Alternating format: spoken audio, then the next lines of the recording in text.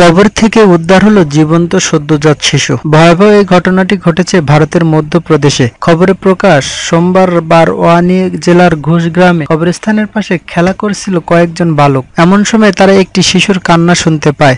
সঙ্গে সঙ্গে তারা গ্রামে গিয়ে খবর দেয়। গ্রামের বাসিন্দা 32 বছরের শের সিংহ জানান, তিনি ঘটনাস্থলে পৌঁছে দেখেন মাটির নিচ থেকে এক শিশুর কান্নার আওয়াজ আসছে। শের সিংহের দাবি, তিনি স্ত্রীর সঙ্গে মিলে একটি জায়গায় মাটির তাল সরিয়ে জীবন্ত অবস্থায় ওই সদ্যজাত শিশুপুত্রকে উদ্ধার করেন। শের সিংহ বলেন, মাটির মাত্র 1 ফুট নিচে কবর দেওয়া হয়েছিল শিশুটিকে। উদ্ধারের পর খবর দেওয়া হয় পুলিশ ফাঁড়িতে। পরে শিশুটিকে জেলা হাসপাতালে ভর্তি করা হয়। অতিরিক্ত পুলিশ সুপার টি.এস. বাঘেল জানান, শিশুটির বাবা মার খোঁজ করা হচ্ছে। এদিকে শিশুটিকে দত্তক নিতে চেয়ে আগ্রহ দেখিয়েছেন শের সিংহ ও তার 28 বছরের স্ত্রী সুনিতা। জেলা হাসপাতালে শিশু বিশেষজ্ঞ রূপসিংহ ভাটালে জানান, দেখে মনে হচ্ছে শিশুটির বয়স 10 দিন। তিনি বলেন, শিশুর গায়ে পোকার কামড়ের দাগ রয়েছে।